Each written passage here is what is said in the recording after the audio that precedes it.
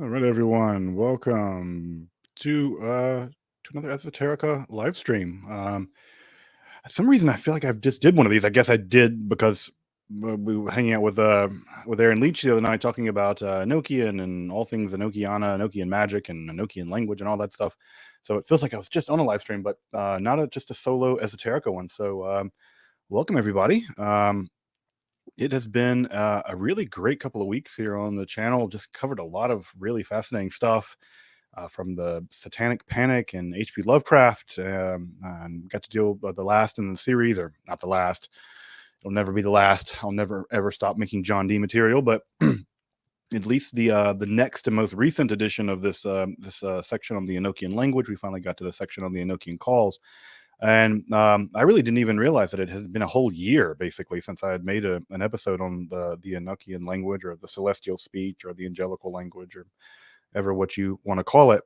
And so I was glad to be able to get that done. It was a lot of fun to wrap that up. But of course, again, like I said, I'll never really be done with the Enochian language stuff. I'll be doing much more of that in the future, I'm sure.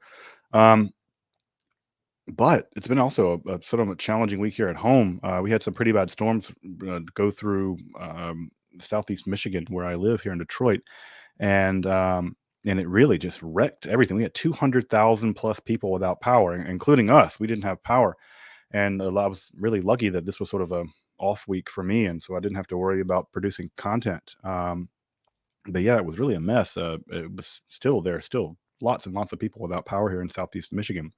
So well, that was an ordeal, but we have power now, obviously. And it was just about in time to get the live stream going with Aaron Leach, which I don't know if other folks had the chance to catch it. I really had a lot of fun with that one. There's something about Enochian geeks. It's a type that there's a certain kind of person who just geeks out about the Enochian stuff, and I'm one of those. I just really love going into those diaries and really mining out all the bizarre things that are going on, which is it's just really fascinating. Also, as an archivist or someone who really loves to work in manuscripts, it's a lot of fun to work with the actual manuscripts of the Enochian sessions. Although Dee's handwriting does get atrocious in Cotton Appendix #2, but it is really fun to go back in there because you see a lot of things that are very surprising. Again, like I pointed out, the Coron Zone thing, that the Coron Zone is this great demon or whatever, and I guess Salima and other kinds of magical traditions. But it's funny that its name is spelled wrong in all of these Aleister Crowley texts, and it's just because the True and Faithful Relation, the actual edition of those texts from the 17th century, just spelled it wrong. And that wrong spelling has been going on for now 100 years, more than that, really. And so it's just funny to see a misspelling just populate itself through the occult world. It's just I don't know. It's really funny to me. In the same way that you see this in the famously in the golden or the not golden tablet, the emerald tablet of Hermes Trismegistus. That there was just Arabic words in there that the translators didn't understand. And because they didn't understand these Arabic words, they just left them in Arabic. And they became these magical words that everyone thought had some secret hidden meaning, until you just, learn Arabic and you realize, oh, it's just a mistranslation. They just didn't understand what this telesma is. Not a word. It was just the word talisman in Arabic, and they just left it in Arabic because talisman is a technical word in Arabic.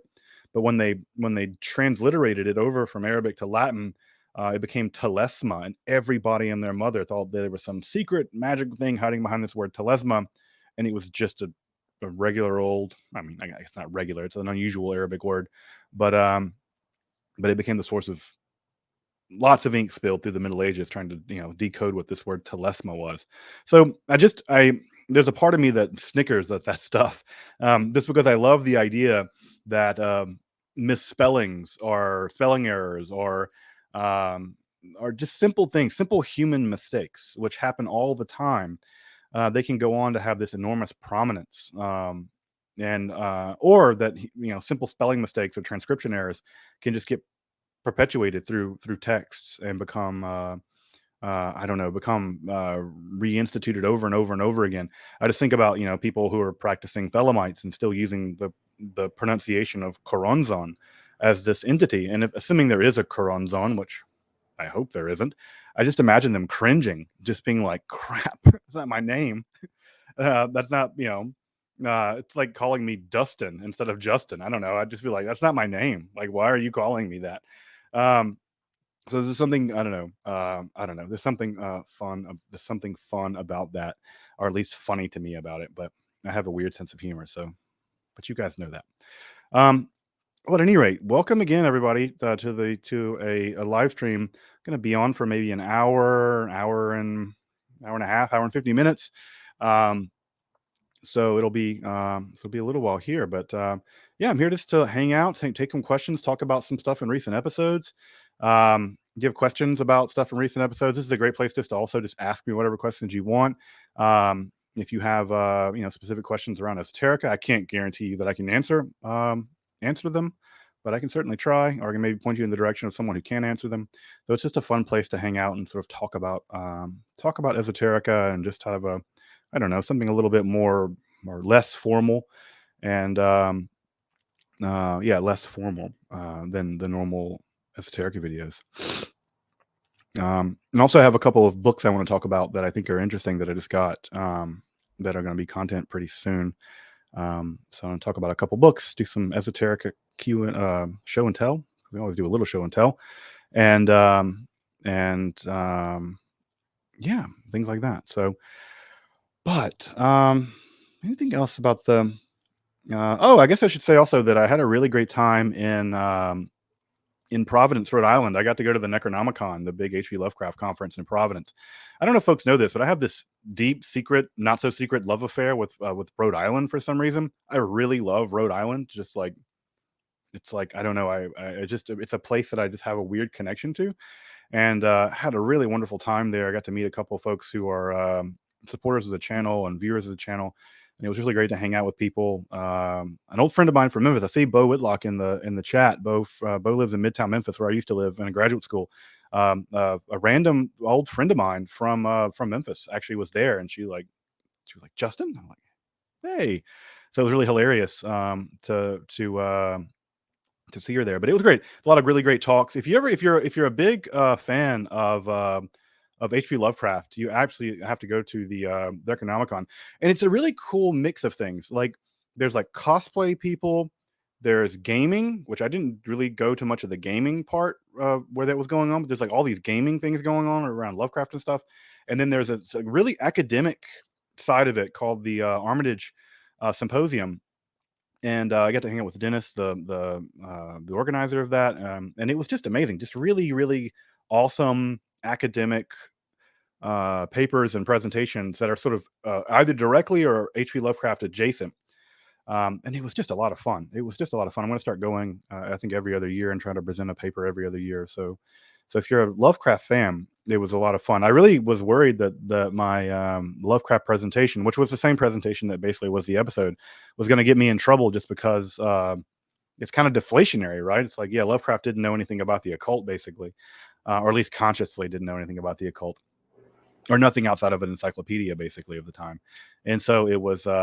So I thought I might get stoned for desecrating Lovecraft, but the crowd of folks who've seen Lovecraft taken down a couple of notches because he was frightening racist, and so kind of air is open. The dirty laundry. He's pretty. People are pretty used to that. Also got to meet the guy who published and did the Book of Oberon. If you've seen that, he was a super nice guy. It was really great to have a beer and lunch and just chat with him. So that was a lot of fun. So at any rate, if you ever go to the Necronomicon, you might see me there and come hang out with me in Providence. Got to go on a sailboat and go see the tower there in Newport.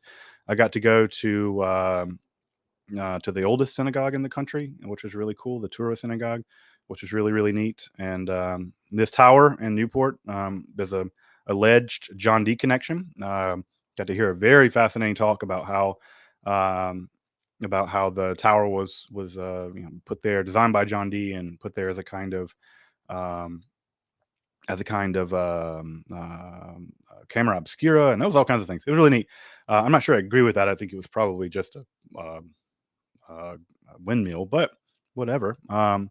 That is, yeah, that's what I think. But anyway, it was a really neat talk. It was really neat by Jim Egan. So yeah, it was great. It was great. But yeah, I don't know. I always keep saying I'd love to.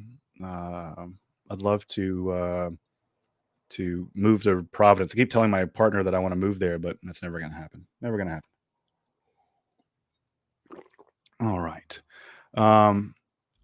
So let's just jump into some questions if folks want, and then after a little bit of questions, I'll do some I'll do some little show and tell. But John Collins, what is the one cringy pop song that's a guilty pleasure of yours? I don't have guilty pleasures. I don't believe in guilty pleasures. If something's pleasurable, by damn it, just by God, do it.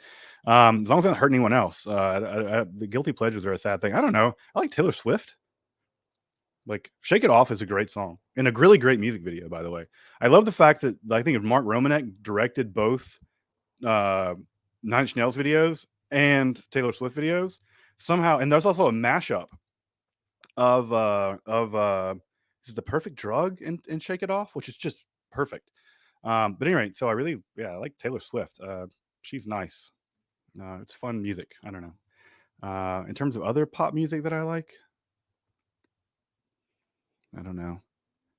No, I've gotten recently the one of the channels I listen to on the radio has recently switched to a country channel, and I really like some country music, and I like country music because it's just like it's all about the same thing basically. It's just like drinking beer and riding a truck and doing stuff like that. I'm like, this just sounds really nice actually. And so I was like, I didn't, I don't need to listen to like prog music constantly of black metal, listen to Crowley all the time. um Sometimes it's not nice not to have to listen to something where the time signature changes every 5 bars. You're like, no, I'm just gonna listen to a guy talk about like pretty girls in a truck and drinking beer. I'm like, it's a good alternative. I'm about that before I go back to my prog death metal, or black metal rather. So let me jump back up and make sure to get those. Yeah, but yeah, I don't know. I don't know if it's a guilty pleasure. I don't know if I believe in guilty pleasures. If you like listening to Taylor Swift, don't let anyone tell you any differently. I think I've said this on maybe even on my FAQ. Like, I would only go to a Tool show if there were no Tool fans there, because Tool fans they can be a lot. But I'd love to go to a Tool concert if it were only attended by Taylor Swift fans. That would be my thing. But yeah, I've actually been listening to Tool at the gym recently. Really revisiting a lot of those albums. I really like those albums. So I don't know, something cool about deadlifting to Tool. It helps me out. So Obrair, thanks for the super chat, the super sticker, and your question. If you have time, I want to share whether you have an opinion on Thomas Carlson's work, in particular Kabbalah, Klipote, and Goetic magic. So this is a book that I have looked at very briefly, I have to admit. And it's one of many of these books about the Klipote that it kind of recycles a bunch of stuff from like really watered down Lurianic Kabbalah. And I don't know. I don't want to get in the business of judging what practitioners do or don't, or what their books say or don't say, because it's not my business to do that. But I've not ever seen a book about the Klipote in English written by an occultist that shows that they have very deep knowledge of classical Jewish sources. I've not seen that. For instance, I don't know of a single book written by an occultist in English that for whom the Klipote really matter that ever references the Sefer Karnaim. And the Sefer Karnaim is the book on the Klipote. I mean, it's the text. I mean, it's if you want to really get into the Klipote, at least coming out of the Lurianic tradition, the Sefer Karnaim is the book, and they never reference it. And they maybe never reference it because they don't know about it, which would be shocking considering they're writing a book about the Klipote, or they've never read it because it's only in Hebrew. There's no translation of it, at least not one that I know of. And it's kind of hard to find even in Hebrew. It can be it's one of these books that's not going to be on Amazon. You got to go to the Sfarim store in Borough Park or something and get it. And so that stuff just, I don't know what the right word is. It's conspicuous to me. I don't know if it irks me or vexes me exactly, because I'm not sure that it's my right to be irked or vexed by it, but it's just weird. I'm like, you're writing a book about the Klipote, you're basing a magic system around the Klipote, and yet there are clear documents about the Klipote in the actual classical literature that they're completely unaware of. And then I see weird lists of Klipote, like in Aleister Crowley 777, and I have no real idea where these come from. Many of the names are just not even real Hebrew names; they're just kind of made up. Um, and again, I'm not opposed to people making things up. Making up things is fine, because everything at some point is made up, I suppose. But I guess when I notice that stuff, it just like, it'd be weird if you like wrote a book on theoretical physics and like Einstein was never mentioned. Like, you could do that, I guess, and it could be a good book, I suppose, but that'd be real weird. It would be a conspicuous thing missing.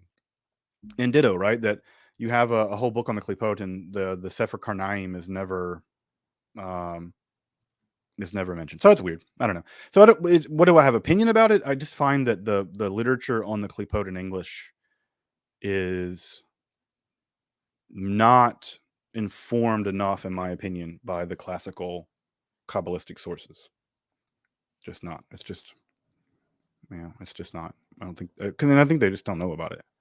Or maybe if they do, they're not showing their cards. So, all right, let me jump up and get some more questions. Let's see here. Black metal shirt for the Satanic Panic. Yes, it's whatever random. If I just reach into my laundry and grab a shirt, it will be a black metal shirt. So,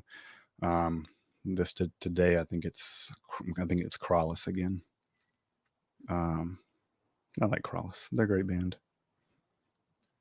All right, let me see. Yeah, Bo, come back down to the Memphis and the Lamplighter. Yeah, I'd love to get down there. It's just like, yeah. As I said, it's hard for me to get down there. Do you think that Lovecraft could have tapped to the collective unconsciousness? I don't know. I don't know if there is a such thing as a collective unconscious. I doubt it. I mean, his stories aren't even consistent across the board. It's not like there's it's not like there's a consistent mythology even in his stories. So if he did, then it's not consistent. So I don't think so.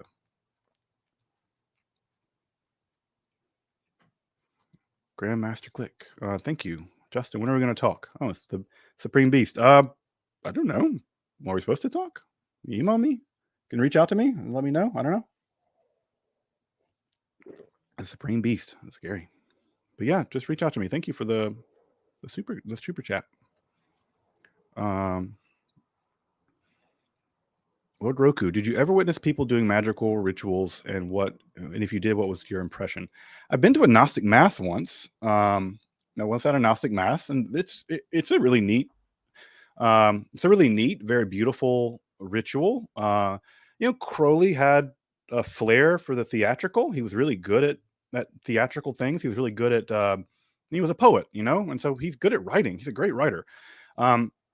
And so the literature and the theatricality of the Gnostic Mass is really beautiful and very impressive. Aside from that, have I been to any other thing where they're doing magic? People do magic? I don't think so. Maybe. I don't know.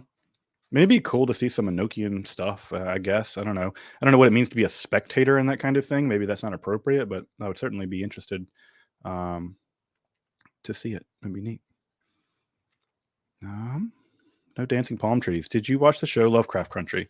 Yeah, I did see it. I thought it was great. I thought, it just shows you that you can take source material and tell new stories with it that are fantastic. And I think for me, this is one of the dangers of like, we should cancel Lovecraft because he was a racist. I don't buy that. I think you can name that someone had a problematic belief. I don't know, like Aristotle had, believed in natural slavery. It's a horrible idea. Lovecraft believed this dreadful thing, but it doesn't mean that you just throw the baby out with the bathwater. There's great stories to be told in that world. And Lovecraft Country was a really fun example of that kind of story. And it just was really well done. And, just like it hit all the Lovecraft buttons for me. That it was, well done and silly and, and have this sort of break the wall, kind of break the fourth wall kind of stuff. So I don't know, I liked it. I thought it was great. Also, I'm just not very hard on television. I'm not a critic. Like if something is entertaining and fun, then I'm all about just watching it and enjoying it. I'm not one of those people that like Game of Thrones was ruined and the last season of Game of Thrones was terrible. And I'm like, yeah, it could have been better, but it was still a great show. I don't know. I try not to be. I wouldn't want people to be super hard on me, so I don't try to be super hard on people when they make content. It's hard to make content, and if they do a decent job, I'm like, whatever, it's great.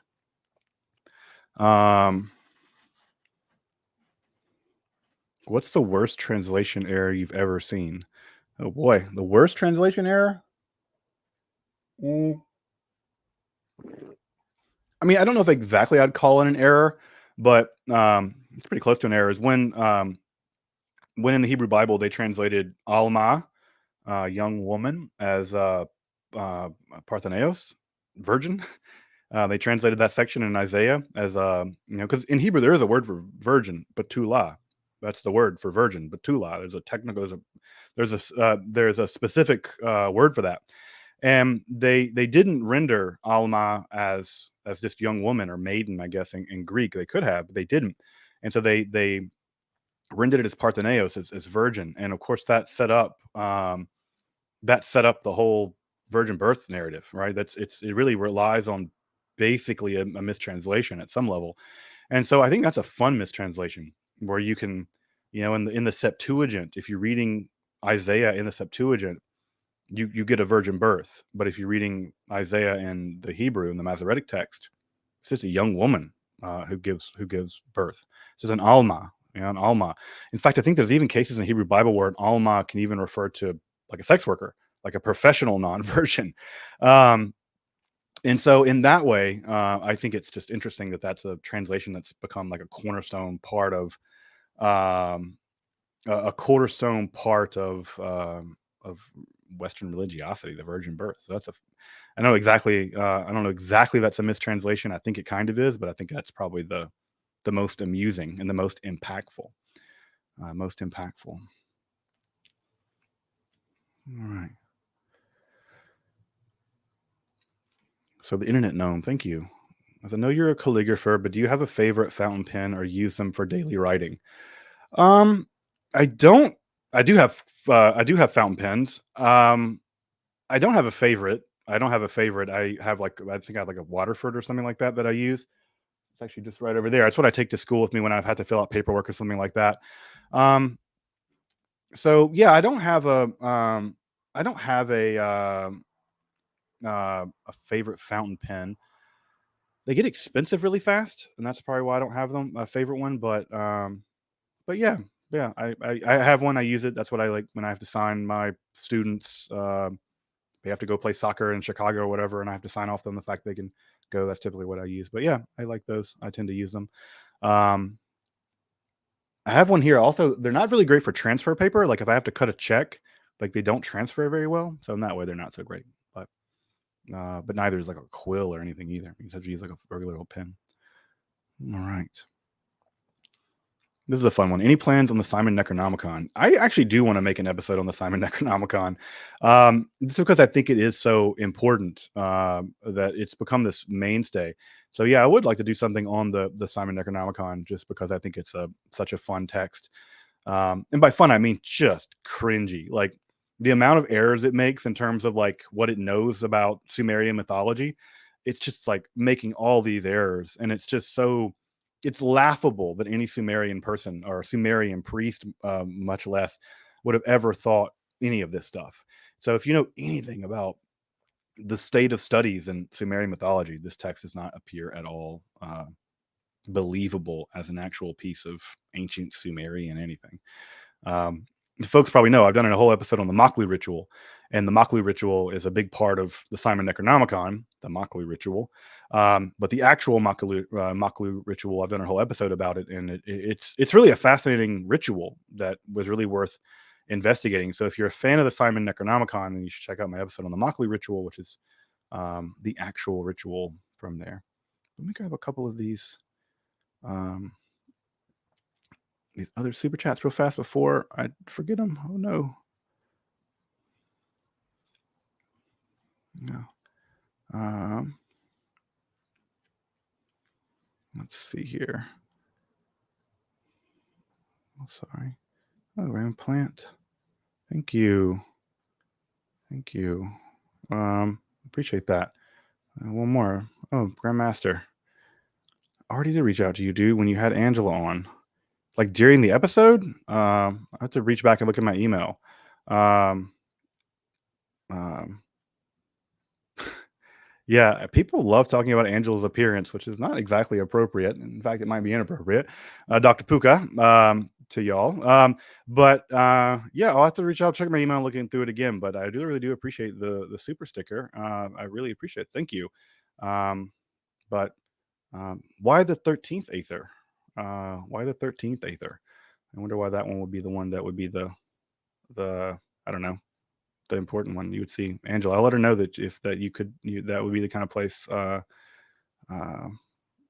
where you could see her. But all right, thank you though. All right, let me scroll back up and see if I can grab some other ones. I'm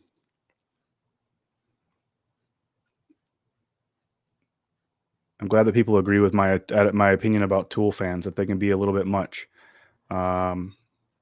I put myself in that group as well. But all right, jump up and see.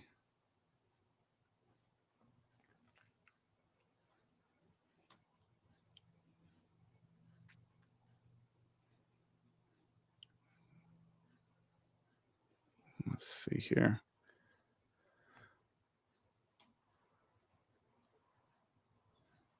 Sierra, in a video about the Picatrix, one of your guests said the text was not Arabic, although it was written in Arabic. What culture would it be considered from? That's a good question. I don't see Dana Trell in the chat, so he may not be here. Maybe he may. I think he's at the Societas Magica conference. I think the the general gist of Picatrix in that way is that it was probably composed in Spain, but it probably is bearing some form of astral magic coming from the Arab pagan world.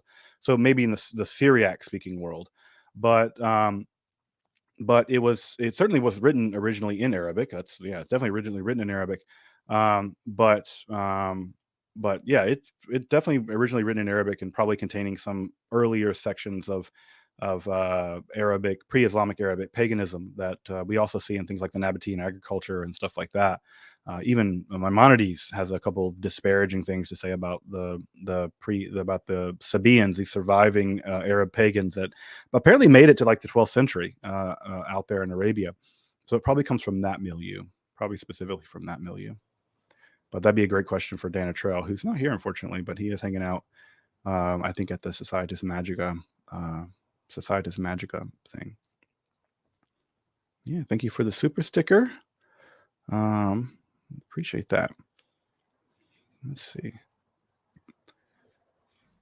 Have you ever played the Call of Cthulhu RPG? If so, do the game designers there have a deep understanding of the occult than HPL? I've never played it, although I have the books, and I do like reading the Call of Cthulhu books. I have them there on my shelf next to my other D&D stuff, but I've never played it before. I've just never had the opportunity to play it.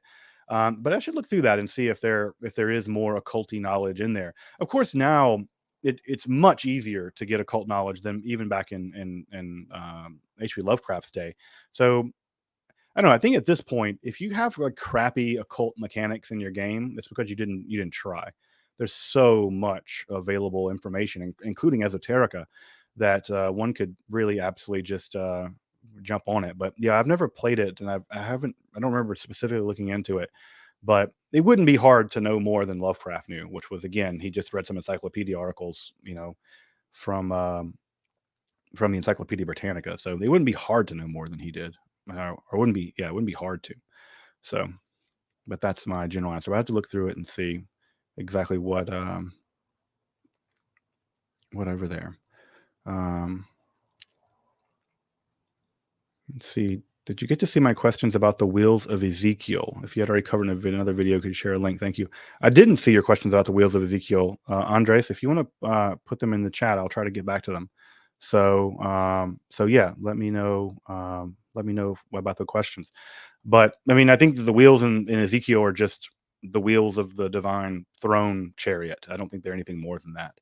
I think we want to go to those sections, and many people want to go to those sections of Ezekiel to make a much bigger deal of it than it was.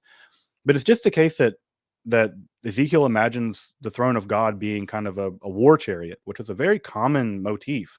We even have it illustrated, right? There's even illustrations of this on some coins minted either in the Persian period or by in the Samaritan area that probably depict Yahweh on a chariot, a winged chariot.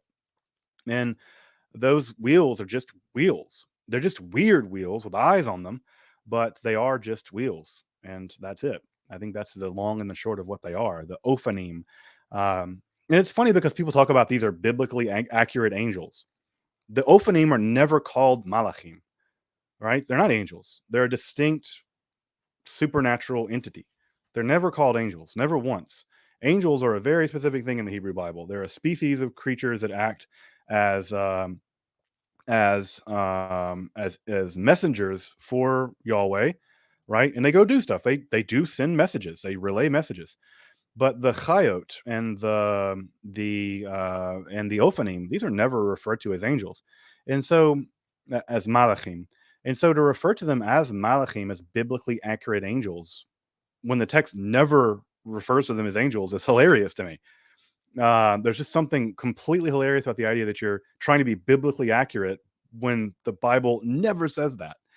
Um, they're just the wheels on the chariot, and that's it. They're weird wheels, but just wheels. Sometimes I see like, have folks ever seen the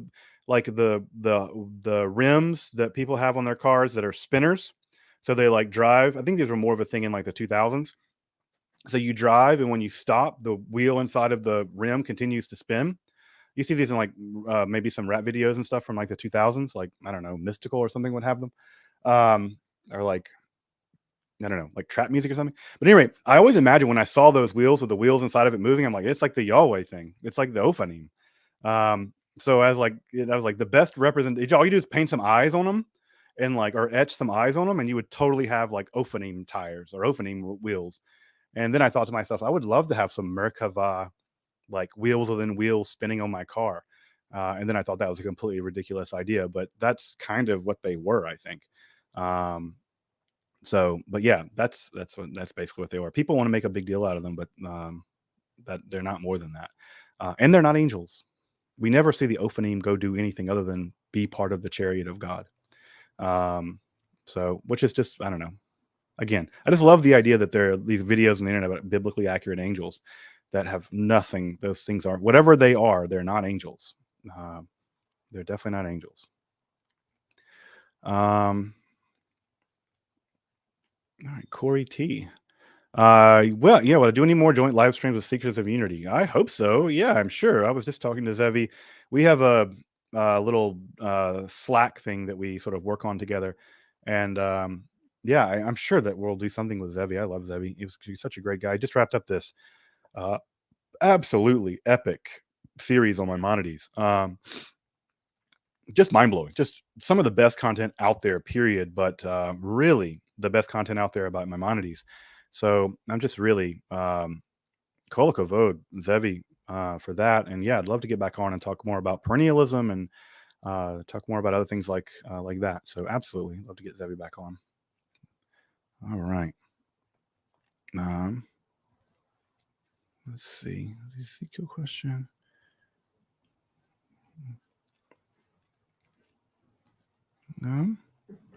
So could you give more background on Crowley and his stance on being satanic? Crowley, I don't think was like a Satanist. Again, I think what Crowley was up to was really, he reinterpreted all that great beast stuff to think about it in terms of a new aeon. Really, most of what's going on in that great beast stuff, and a lot of that is also him just making a big show to like attract attention to himself because he was a showman, and that's kind of what he did. But he's really taking the Book of Revelation and reinterpreting it in the light of the Thelemic idea of a new aeon. And so he's doing that, and he's repurposing all that, the great beast and the harlot of Babylon and all that. He's just repurposing those symbols to fit into this new aeon theology that he's developed. And he does it. And of course, I think he's self-consciously doing it in a way that will also scandalize scandalize people in order to get him attention. But no, there's all kinds of inflammatory things that people have said about Crowley.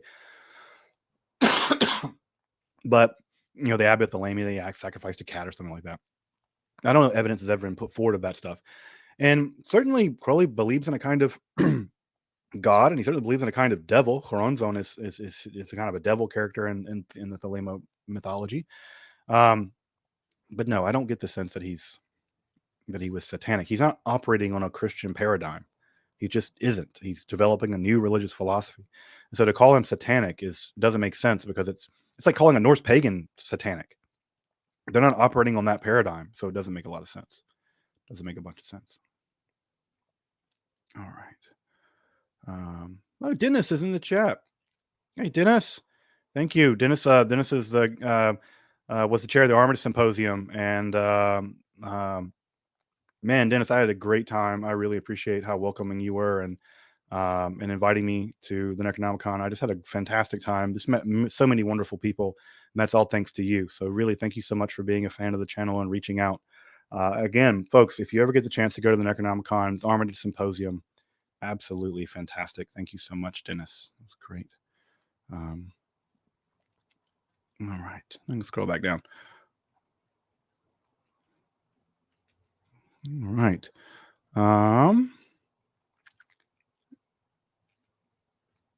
Let's see here. I'm trying to get to those questions that I know that I can answer.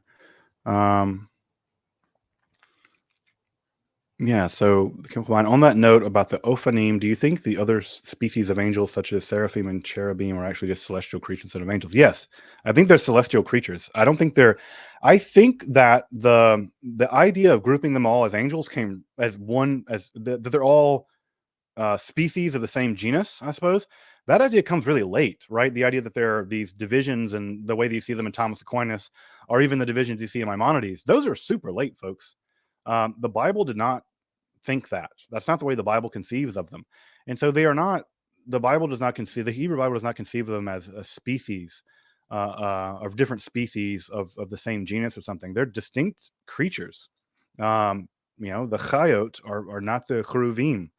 The Seraphim are not the same as the Malach Yahweh, which is not the same as the Satan. The Satan is a distinct other being that's in the heavenly hierarchy, the angelic council, or the sort of divine council, or at least the remnants of the divine council as it used to exist way back in really early Israelite mythology.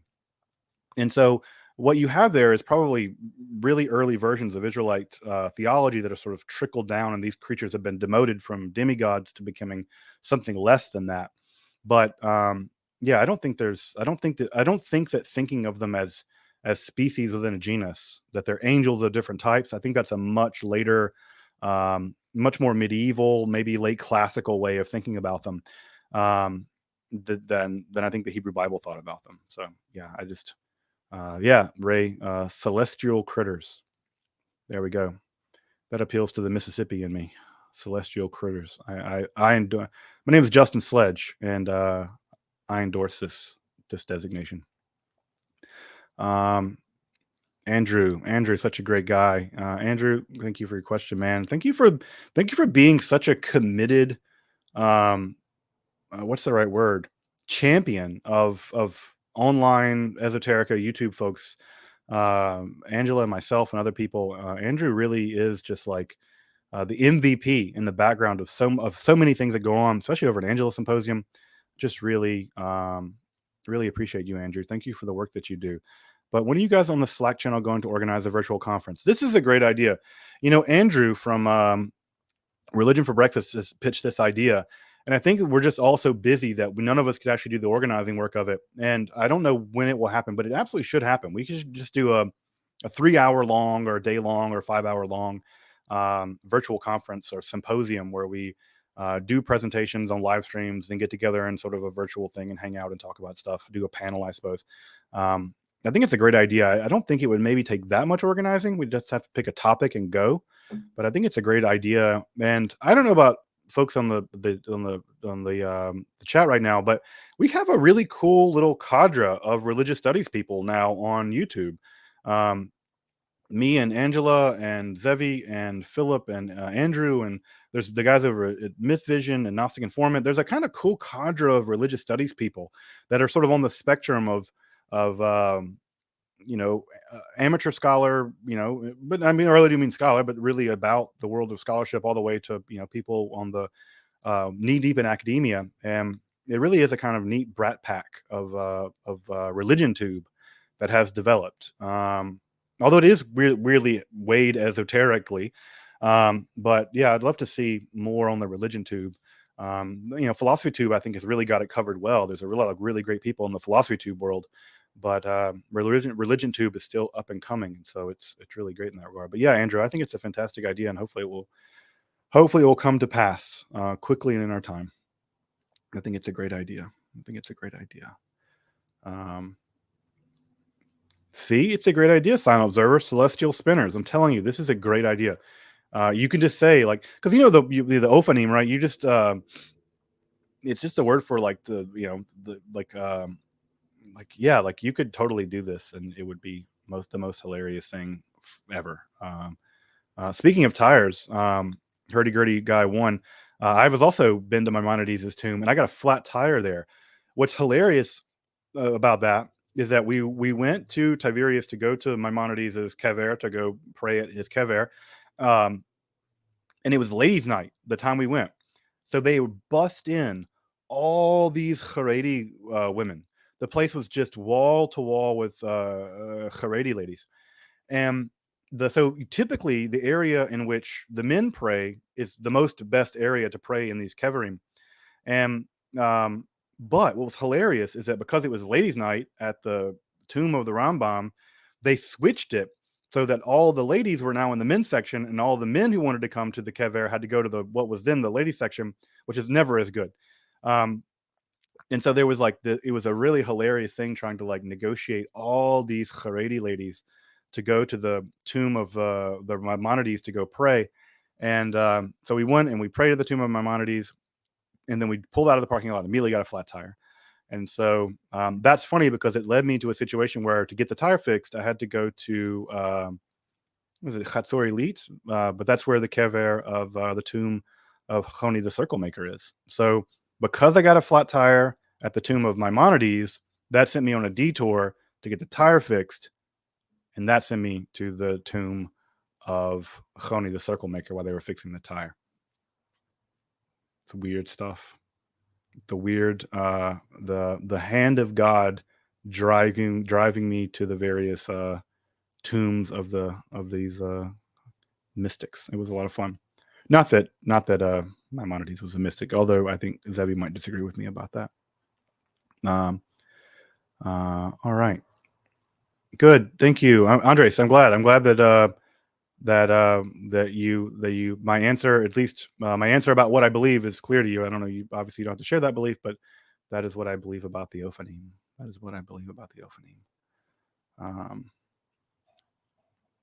Let's see. That's an interesting question. Unhelpful heap. What's the context of menstrual blood use in ancient magic? Was it used in magic because it was taboo, or was it taboo because it was used in magic? I don't know of any. I'm trying to think through. I mean, obviously, I don't have an encyclopedic memory of the PGM, but I don't know of any magical spell that would use menstrual blood. I mean, obviously not in Jewish magic because it's considered tahara.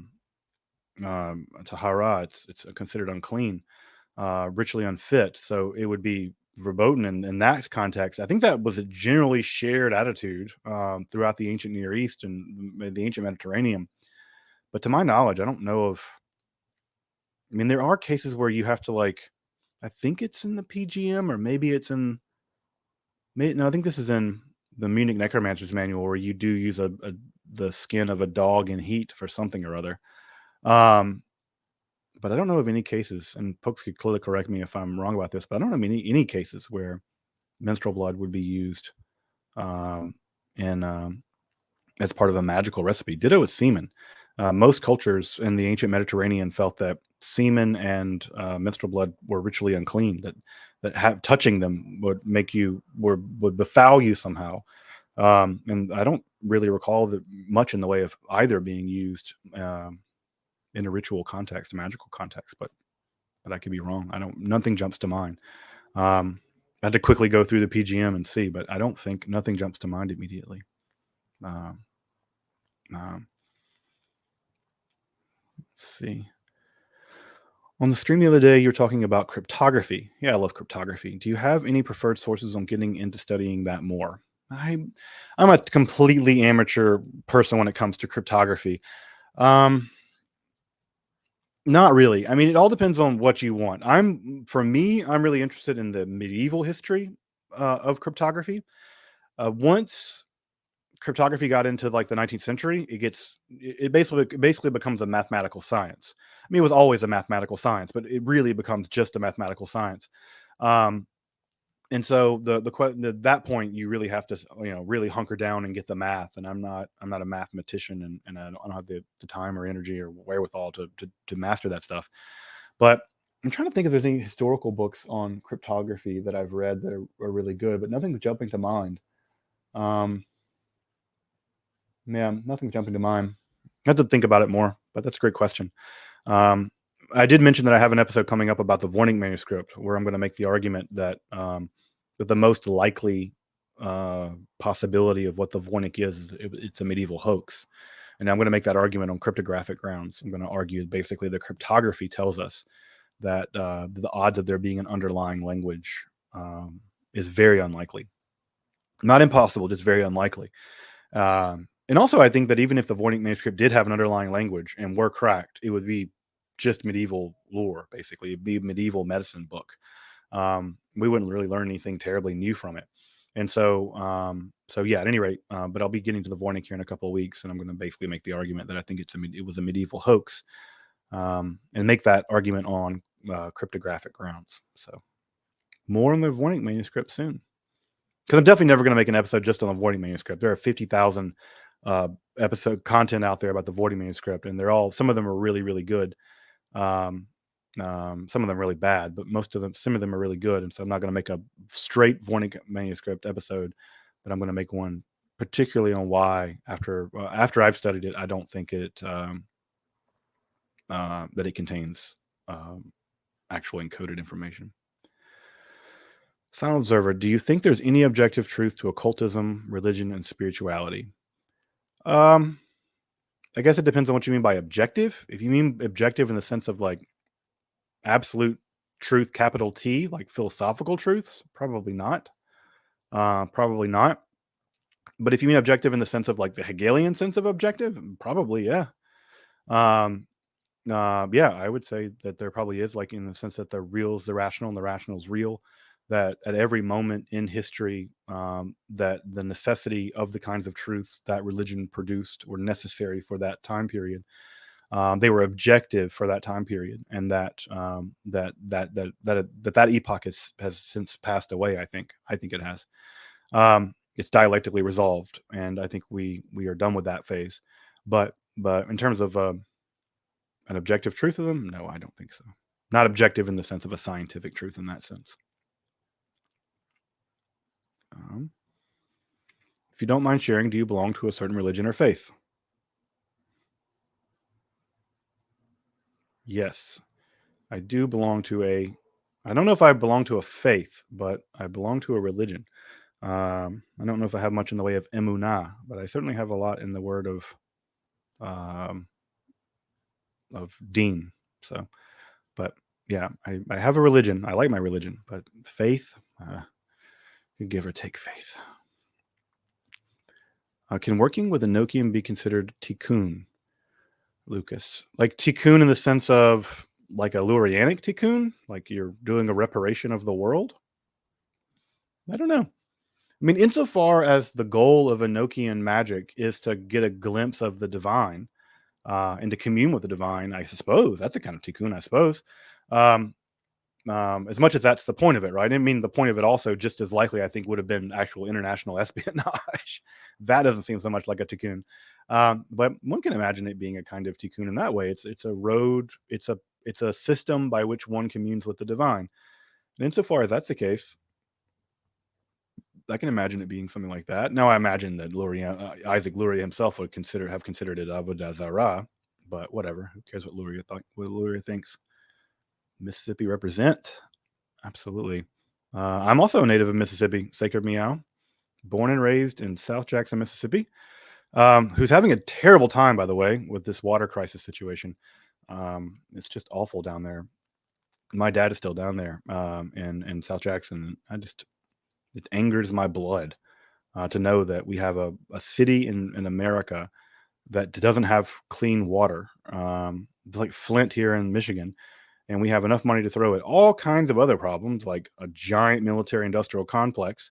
And we don't have enough money to actually put into, drinking water, to bathe children and provide them hygiene. It shows you where our priorities are. And it shows you certainly where they're not. What a pity.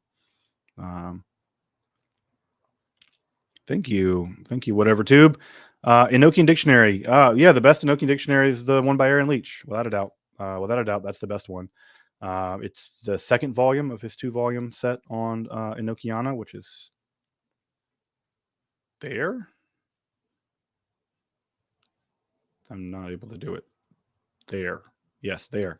It's the best one. It's not completely perfect. I think there are some, the way he notates vowels, I think, is a little weird, but it's the best.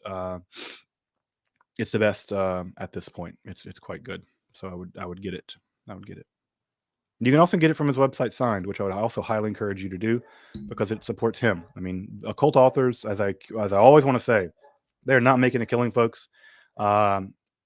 Please buy their books. Support your local occult author, and if you can, always buy the books directly from them. You can get it signed, and it really helps them out. So, all right. Frater Zygmunt, have you read Dr. Hanegraaff's book Hermetic Spirituality? I've not. The interview with Dr. Puka and Hanegraaff was great. I've not read it yet. I have it actually pulled up on here to begin reading, and I have a hard copy also, but I have not. I've not had the chance to crack it yet. It's in my pile, but I want to get reading it because I talked to Dr. Hanegraaff, Preston Hanegraaff, when I was at the conference in Ireland, and I want to bring him on and chat about it. So, I was his student when I was in Amsterdam, and just a great guy. It's always amazing when such a profoundly important scholar is also just a decent, fun person to be around. He's the kind of guy that you just like. It's just fun to have a beer and chat with. He's just so great in that regard. So Hanegraaff is great. But I haven't read it yet, but I absolutely do want to read it. And I'm very sympathetic to the thesis. In fact, I think I've said as much on my episode on the Hermetica. I argued that it's philosophy in the service of soteriology. And I think that that Hanegraaff makes a very similar argument. That I don't think that talking about Hermetic philosophy is. I've always been irked by that term, and because I've never thought of the Hermetica as being especially philosophical.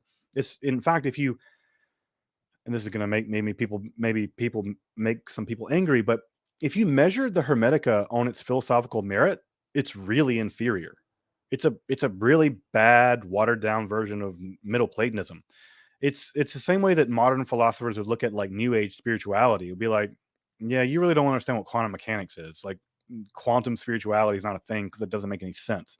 Like, you can't even read Braquet and you're talking about quantum mechanics. I think that in the same way that a physicist would sort of look down their nose at quantum spirituality or whatever, I think that a Middle Platonist scholar like Numenius or Philo would have looked at the Hermetica and gone, that's really bad philosophy. And because it's not meant to be philosophical, it's meant to be philosophy was one tool in its arsenal to provide for a salvific experience via gnosis. And that's what it was. It was a religious sect around which some philosophy was incorporated, but it wasn't, strictly speaking, philosophical. So I think the term Hermetic philosophy is misguided. I think that Honograph is right about that. But I will say, I think I've had the same intuition for quite a while as well.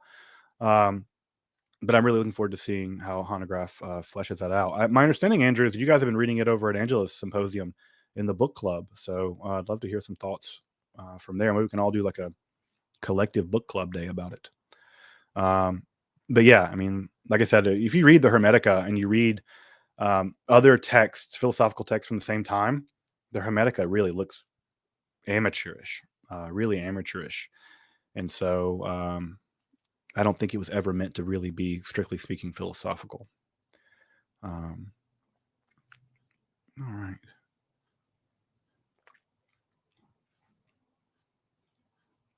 So will I ever do a video on Rudolph Steiner and anthroposophy? It's a little out of my wheelhouse. There's a bunch of stuff in the 20th century, and folks know this about me, right? I'm not really a 20th century guy. That's more Angela Puca's wheelhouse. She much more is comfortable working in the contemporary period. I'm much more comfortable working basically from 1800s back. That's the world that I mostly work in.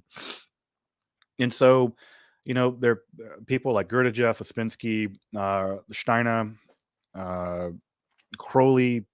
They're people that I know a little bit about, but do I have enough knowledge on them to competently make an episode about them? I don't know. I don't know that I do. And I don't know that I want to cultivate that competence just because I have so much other work to do in my actual field where I need to be working. So in a lot of ways, I think that it's a great division of labor in some ways because Dr. Puka really covers the contemporary stuff really well. And I really trust her to do more contemporary stuff. So I think that in general, Esoterica, right, is primarily, right, I even say, right, it's the arcane in history, philosophy, and religion. It's really oriented toward history, mostly prior to 1800. There'll be shots out where I'll go into the 19th century, the 20th century, but those are slingshots out that are rare. Most of what I want to be doing is historiography prior to the 1800s. But I won't say I'll never do it. I'm just saying I'm not competent enough now to do it, and I'm not sure I'm willing to spend the resources to do it. Especially when there are other people out there that can do it, that can do it better. So, yeah, people are talking about my tire flat. My God, it was funny because I love Israeli people because they will drive up to you with a flat tire and tell you in Hebrew you have a flat tire and then drive off. It's the most Israeli thing I've ever experienced in my entire life. It's like, you have a flat tire. I'm like, uh-huh. Like, you gonna help? They like drive off. I'm like, Israeli people. So let's see here. Is Enochian Proto-Hebrew? Definitely not. Definitely not.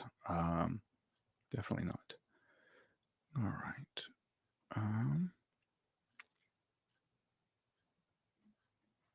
So yeah, I also want to do some more stuff on Isaac Newton. Yeah, Lona. Isaac Newton is another guy I want to come back to. I've already done an episode on his read of the Emerald Tablet, but I want to go back and actually look at some of his alchemical experiments. So I'll be looking at doing some more of those things later on. So Newton is really a place to mine out a bunch of things. Although this folks know that I do a sort of colonial American thing around Thanksgiving for whatever reason. I get in a colonial American mood. But this year I'll be focusing on George Starkley, with a really important American alchemist. Irenaeus Philophes is what his code name is or whatever. And so I'll be looking at him and how he really was at the cutting edge with him and Boyle and all those guys.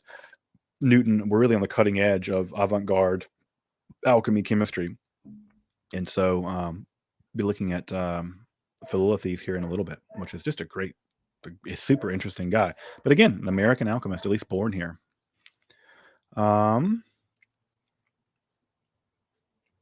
This is an interesting question. What do you think, from Frank? What do you think? What is your opinion of Tool and their mix of esoterica into the music? Do you have any other suggestions of similar music? And will you be doing a video on magic and music? I'd love to.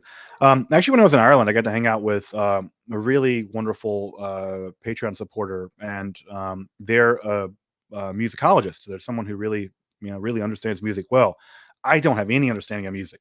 I just don't like I watch ICSI. Ixie, she has a YouTube channel where she like breaks down like Nine Inch Nails music in terms of musical theory. That's where I like learn my musical theory, is from like Ixie on, analyzing March of the Pigs or something. So I don't have a firm grasp of musical theory, certainly not enough to do a real big episode on it. But I would like to. I mean, Ficino has a lot of stuff to say about music and esotericism. I think that Tool is a really interesting kind of new. I mean, we're not talking about whatever stuff, the anal sex or something. They're talking, yeah, it's like Pneuma is like a very platonic song. Like that song on the new record it could be, some version of that could easily be taken right out of, something from Plotinus or something. So yeah, there is this interesting esoteric bent, and I think that always with Tool, it's a little bit tongue in cheek, which I appreciate. They're not taking themselves too seriously and somehow taking themselves very seriously, which is like the right mix of that kind of thing.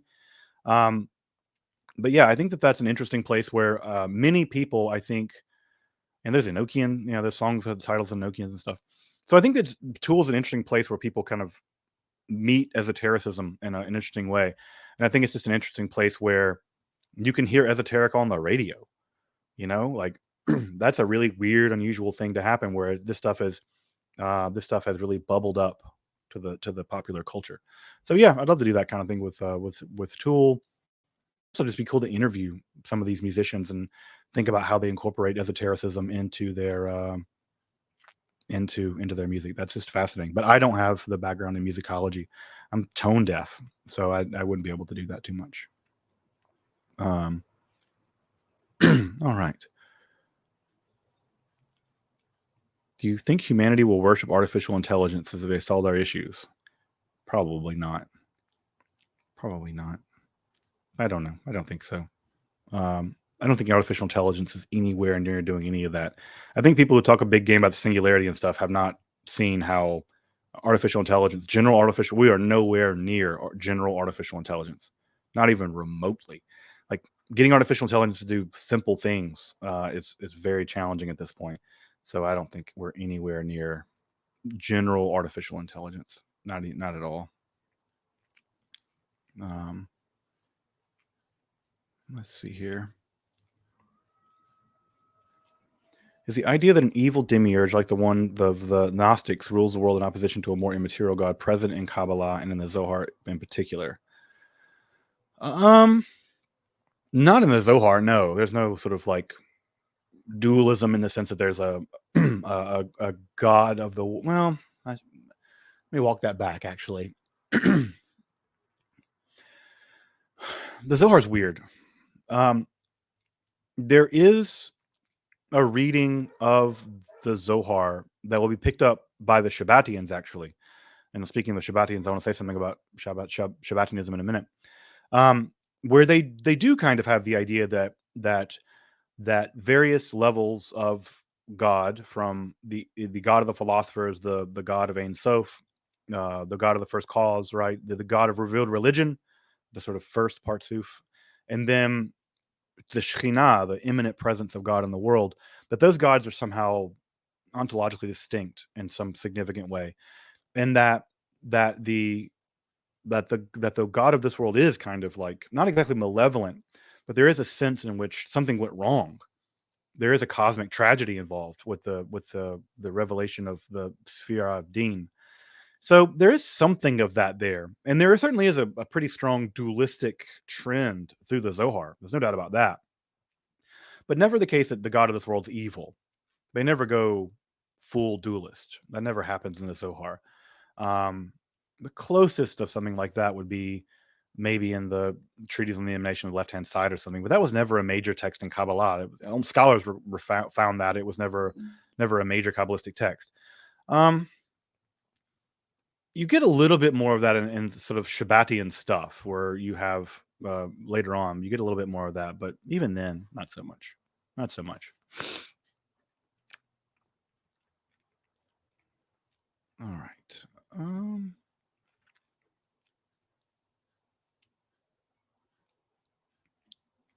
Thank you, Vance. Discovered your channel via the Satanic Panic video.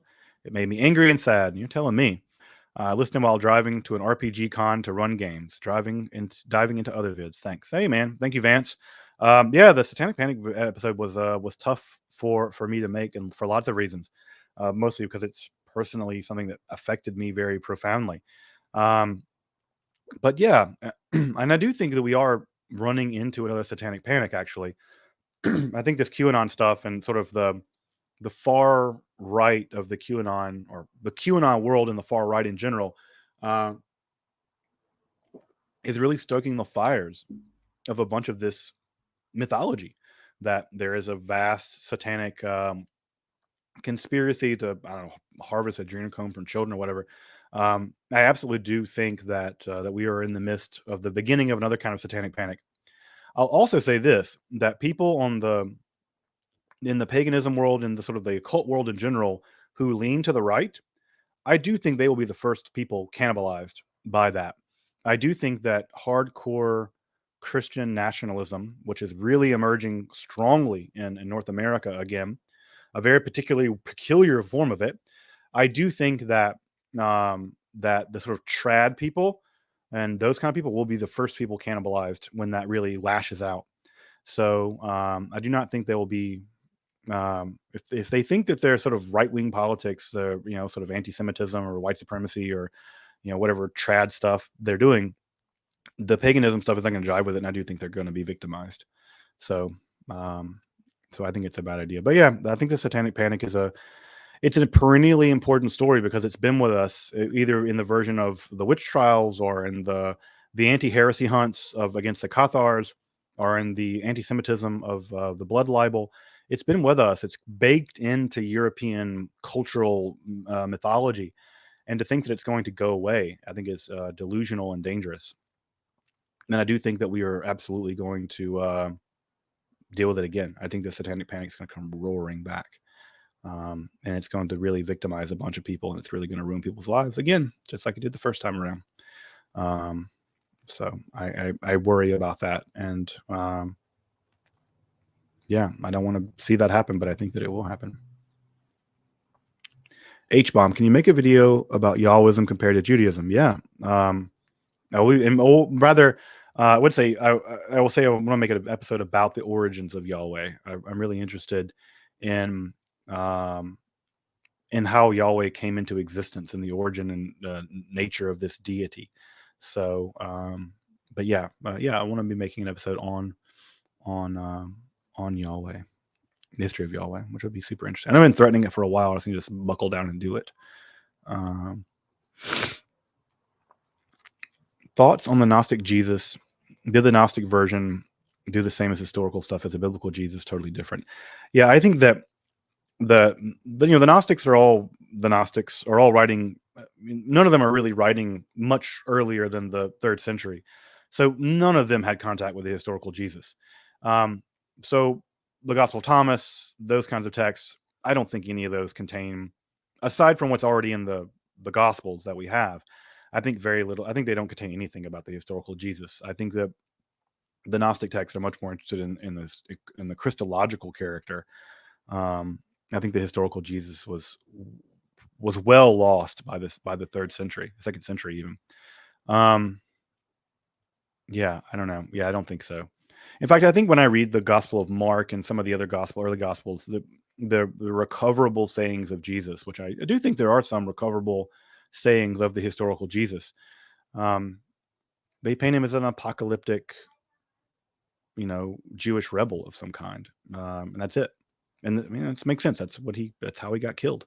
He was executed basically as a rebel, and after fomenting a riot in the temple during Passover. Um, I don't think he was some Gnostic preacher at all. I don't think there's any reason to believe that. I think he was an popular apocalyptic preacher who basically preached in the aftermath of his cousin John the Baptizer's death, and he preached an apocalyptic message about the imminent coming of God's world, the kingdom of God, which is an inherently anti-Roman critique. He came to Jerusalem, caused a riot, got himself killed, and that was the long and short of what happened, I think. But not to say the Gnostic Gospels aren't really interesting, but I don't think they're reflecting the historical teachings of Jesus.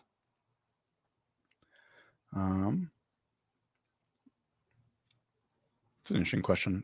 Stefan Nyberg, is there any connection between D and Emanuel Swedenborg in terms of Enochiana? Was Swedenborg influenced by D in any way? This is a great question. I don't know. I don't know Swedenborg well enough to know whether or not the John D. Enochiana stuff influenced him. I mean, Swedenborg was primarily writing in like mid 18th century, right?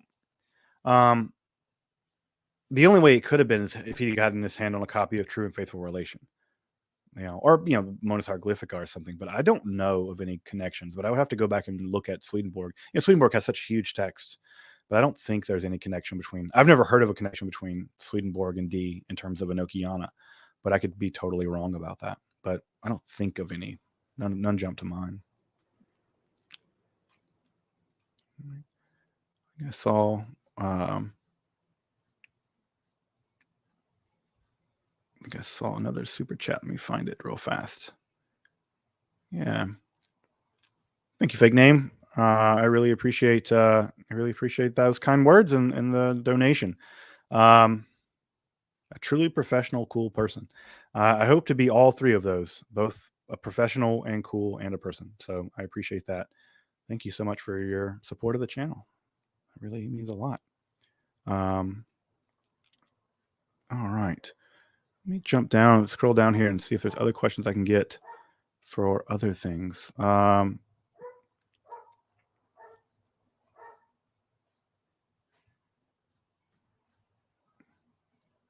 It's interesting. Andres, what are your thoughts on the root words? This is the root for Shaddai, right? God Almighty. I don't think it's Shaddai. I don't think that shade, the word shade, demon, right? That's not the same root. It's that Shaddai is Shin Dalet Yod, not Shin Dalet. And Shad, I don't think it's breast either. I think that those two, I think those are different. I think those are different shorishes. My guess is that I think that Shaddai probably comes from Akkadian Shaddad, mountain. I think it probably is from mountain. The Shaddad is from mountain. I think the shoresh is probably more easily identifiable in the Akkadian than in another Hebrew root. And I think my guess is it's probably Shaddai probably represents the mountain god. And that's not surprising because it's often that both El is associated with mountains, but also Yahweh is associated with mountains. Although the mountain that they're associated with is always kind of up in the air. El is associated with a mountain range up in what is now, I think, southern Syria, north of the Golan Heights.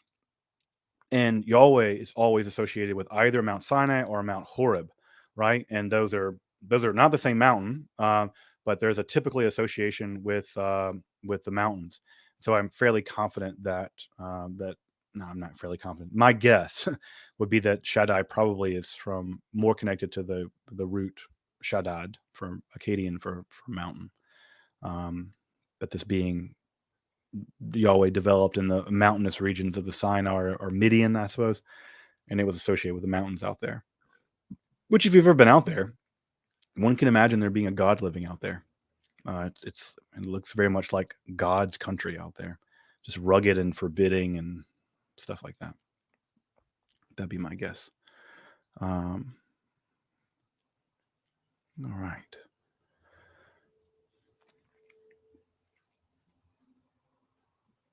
Let's see. Grab some other questions.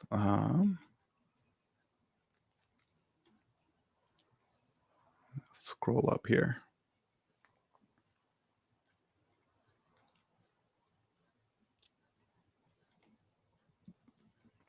Yeah, the Lenny.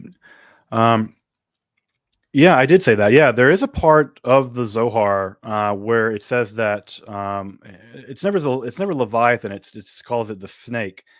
But yeah, it is the case that there is a section of Zohar. It's in Zohar 134, 35, where there does seem to be a pre-existent serpent of evil, some kind of evil serpent. And so, yeah, it is the case that, the Zohar can't make its mind up about the origin of evil. There are 5 or 6 distinct different origins of evil in the Zohar, but definitely that's one of them. And that one actually will segue me into the book I'm reading, which I'm actually getting ready to make an episode um, on Shabbatian theology, because Shabbatian theology is one of the most misrepresented things that I've seen on online or on the internet or on YouTube rather, mostly by crazy anti-Semites who don't really understand anything about Shabbatai Tzvi or Shabbatianism. Um, but what's really cool is that this book has been reprinted. This is Be'ikvot Mashiach, which is Gershom Scholem's collection of Shabbatian tracts, including the Treatise on the Dragons, which is the most important surviving Shabbatian theological work, along with the Sefer Habriya, that's also been reprinted with a really weird introduction that's coming from Israel soon.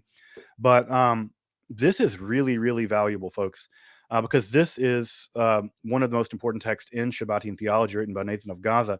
And the Treatise on the Dragons is fabulously important and weird, but I'm going to be making an episode about it because one of the things I consistently see in sort of like anti-Semitic conspiracy theory land is that there is this idea that Shabbatianism believes that you can redeem yourself by sinning, redemption through sin, which is really unfortunately the title of a very groundbreaking article by Gershom Scholem.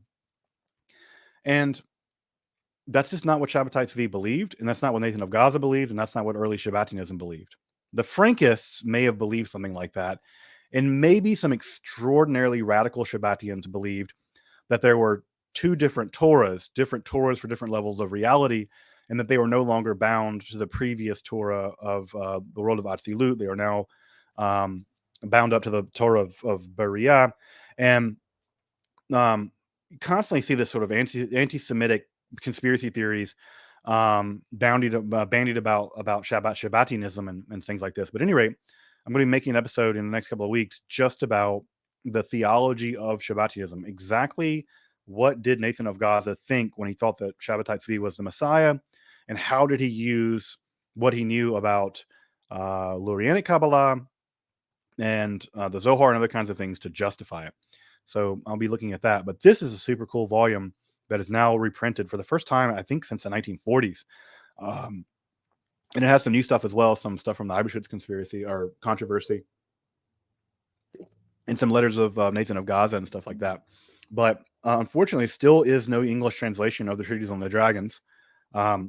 I don't know why that is exactly. Other Shabbatian primary texts have been translated, but the Treatise on the Dragons has never been translated. And it is without a doubt the most important piece of early Shabbatian theology. But I'll be talking about that in early Shabbatian theology because it's super fascinating, and also just shows how incredibly intelligent um, Nathan of Gaza was.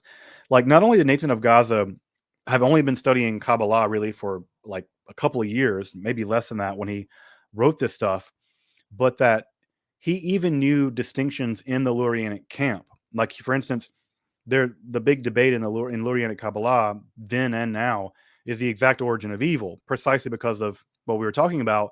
The Zohar can't make its mind up, and the theory of evil is really, really important in the Zohar. Maybe one of the most important things the Zohar deals with, and the Lurianic Kabbalah cannot make sense of it. In fact, there's good reason to believe that Chaim Vital intentionally obfuscated what Luria's real position was, because Luria's real position was that it was bound up in God's revelation of God's self, and it was not part of this whole it's the other side of Dean business. And that made um, Chaim Vital very uncomfortable, but that was probably actually what his position was. But not only that, we have reason to believe that because, for instance, Nathan of Gaza knows that position, not because he's getting it from Chaim Vital, who doesn't talk about it, but from Israel Sarug. And folks may know this or may not know this, but the earliest publication of the Kabbalah of Isaac Luria is not from Chaim Vital, it's from Israel Sarug. And the Sarugian version of Lurianic Kabbalah, in my opinion, is closer to what Luria actually taught. Chaim Vital, I think, distorts things for various reasons. And so Eitz Chaim and the other books that are in the Kitvei Ha'ari, I think those works are actually much more interpolated with Chaim Vital's own ideas. And I think that Israel Sarug and the Sarugian version of Lurianic Kabbalah is closer to what Luria actually taught. At any rate, Nathan of Gaza knew that stuff. And that's mind-blowing, how well he understood what he was talking about. Now, that doesn't make him right. I think he was still off his rocker, but and well outside the bounds of Orthodox Judaism or whatever. But that's coming up at any rate. So if you're interested in Shabbatianism, that'll be a topic I'll be dealing with pretty soon. But at any rate, it's fun stuff. It's absolutely fun stuff.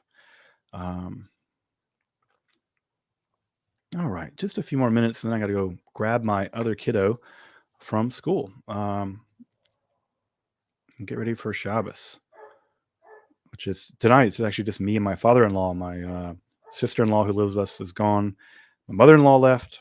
My wife is gone to Ann Arbor to spend time with friends, and so it's just me, the kids, and my father-in-law tonight. So it'll be fun. It'll be a nice dude bro Shabbos. So we'll see how that goes. All right, let me get a couple more questions before I have to jump off of here. In Bereshit 1, do you think it's grammatically possible to read Adam not as an individual but as humankind when it says that Adam was made from Adamah, earthlings made from earth? I'm sure that there's a double sense of that. Yeah, when it describes Adam as being made from the earth, sure. Although I think in that case it's just specifically talking about the first human being, Adam. But yeah, I think it could be. They're probably doing an etymology of the whole Megillah. I could believe that.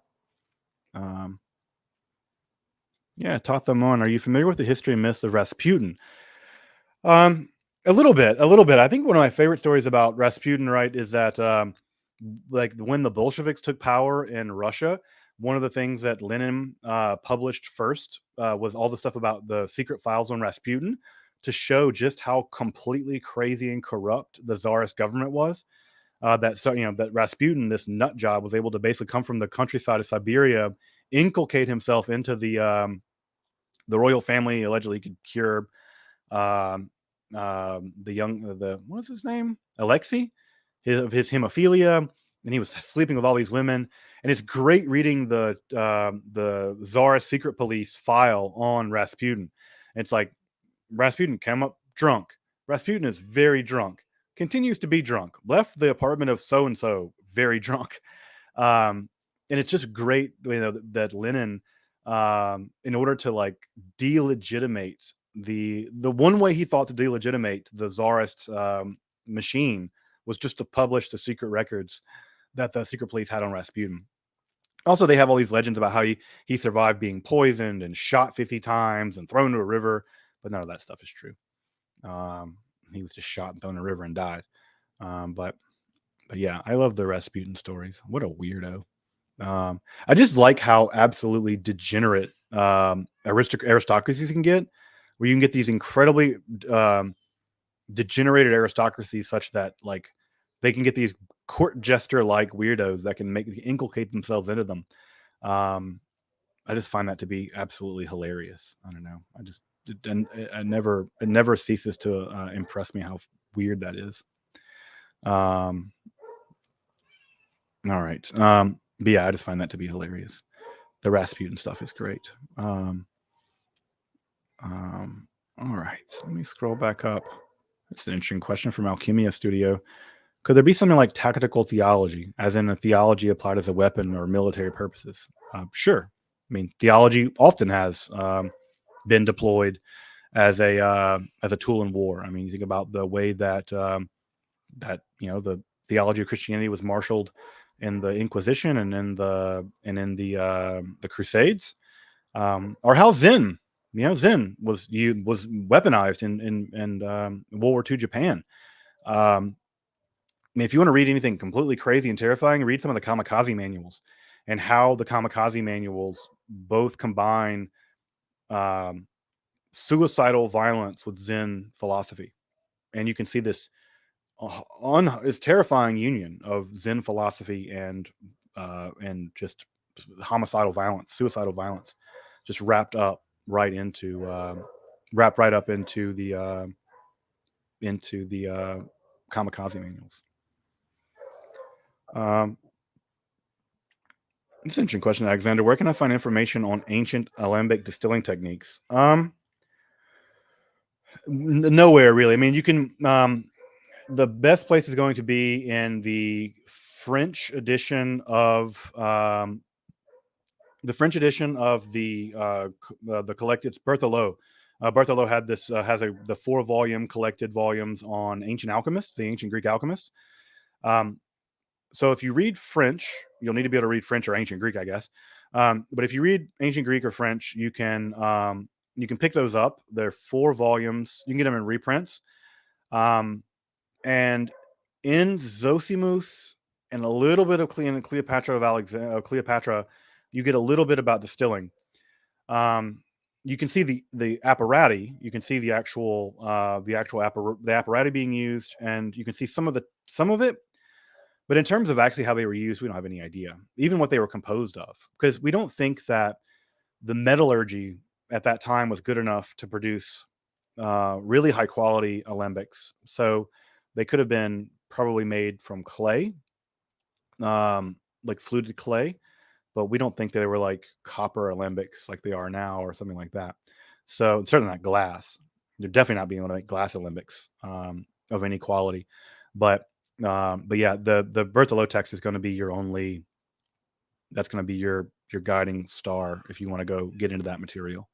So, although I will say, be very careful if you ever experiment with that stuff. That's a great way to get yourself badly injured. I know from experience. So, but yeah, that's a great place to look. That would be the place, maybe the only place to look. That whole set needs a modern edition, needs an English translation, things like that. All right, I could do one more question, then I'm going to jump out, go get my kid from their school and get ready for Shabbat.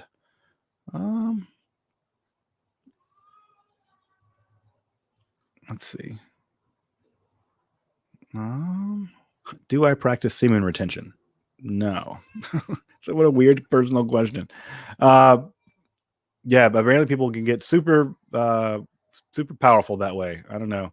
You can like Super Saiyan by saving up your semen. I don't know, whatever. Best place to learn Satanic Coptic, Daniel Pellid. Good job.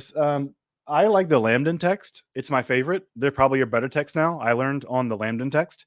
I can find a link for it. I think I typically put it in my links for my my videos on that. You also maybe could reach out to Andrew over at Religion for Breakfast. He's good at Coptic. He's learned it recently, and that's really what he works on. So he'd know better than me for sure. But I learned Coptic from the Lambden text. I'll also say that my favorite text to practice doing Coptic on is Thunder Perfect Mind. And the reason why Thunder Perfect Mind is so great is that it does the gender shifting stuff. And in many texts, like in Hebrew, right? When I tell people, if you want to learn to read a book of the Bible, the best book of the Bible to learn to read is Ruth. Why?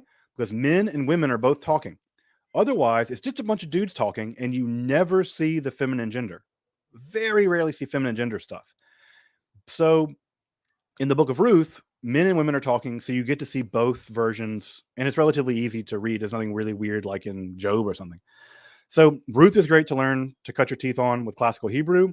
Thunder is great for Sahidic Coptic because the gender goes back and forth about who they are.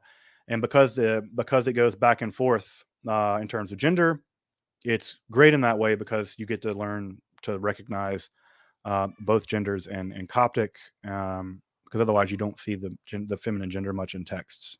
It's just a bunch of dudes. Talking. All right, folks, I got to get going. But just want to say thank you all again. I'm again so very thankful that 239 folks, 250 folks will show up on a live stream, hang out with me on a Friday afternoon while I talk about weird stuff. And I just really am grateful and thankful for all of you and the work that you do to hang out with me, to support Esoterica, whether it's by becoming a patron of the channel or the super thanks or the super chats, leaving kind comments, leaving critical comments, just being part of the community of making esoterica accessible and scholarly, right? Where we can have fun with this stuff. We can maintain our scholarly integrity when we study this stuff, and also dive deep into it and have fun. And it's just it's just so much fun. And you guys make that possible. You guys make that possible. So thank you from the bottom of my heart. It really means a lot to me that you guys make my life, my work possible, and you and support me in the ways that you do. I really appreciate that. So that said, um, yeah, everybody have a great weekend. If you're in America and you have Labor Day, yeah, have fun. Have a good Labor Day. Um, thank a working class person. Thank working people for the work they do to make our society function. And take the day off. If you observe the Shabbat, hope you have a great Shabbos. And if you don't observe the Jewish Shabbat, hope you make some time for yourself just the same. Um, what is it? Abraham Joshua Heschel called Shabbat a cathedral of time. And I love the idea of a cathedral of time. It's like a beautiful way. It's an organization of time into the most beautiful way possible. So find some time for yourself to organize that time, your time, into the most beautiful way that you can this weekend. And next week, I'll be returning to be making content again. And we'll be looking at Reuchlin's book, De Verbo Mirificio, on the wonder working word, one of the most important texts of Kabbalah, Kabbalah with a C, Christian Kabbalah, ever written. And a really fascinating little text, never been translated to English, but looking forward to working on it as part of a collaboration with Dana Trail, the modern hermeticist. So look for that next week. All right, folks. Again, thank you all, and have a great night. And I'll see you soon. Take it easy.